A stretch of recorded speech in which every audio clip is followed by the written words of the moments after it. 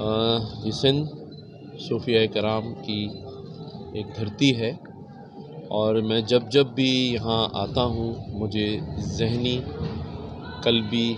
और दिली सुकून मैसर होता है। हज़रत लाल शहबाज़ कलंदर पर आके मैंने पाकिस्तान के लिए दुआ की, अपने सूबे सिंध के लिए दुआ की और अपने शहर के लिए दुआ की कि उसकी जो रौनकें हैं वो बहाल हो जाएं, मईशत में इस्तेकाम आ जाए और ये जो एक दूसरे से नफ़रतों का सिलसिला है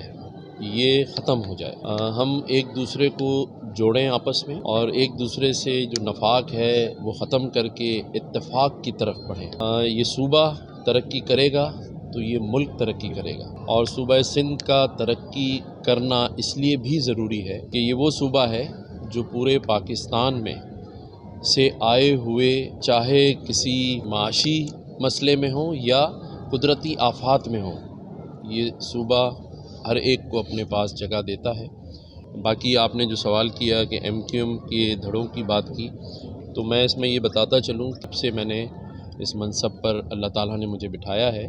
मेरी ये कोशिश है कि मैं तमाम ही लोगों के दरमियान इत्तफ़ाक़ और मोहब्बत पैदा करूँ और ये जो लोग नाइत्तफ़ाक़ियों की वजह से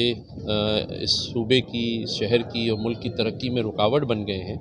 वो रुकावट दूर करें तो बिल्कुल ठीक है। इस पे कोशिश जारी है और इंशाअल्लाह अनकरीब सब लोग मिलजुल कर तमाम स्टेक होल्डर्स इस सूबे में, इस शहर में अपना काम करें।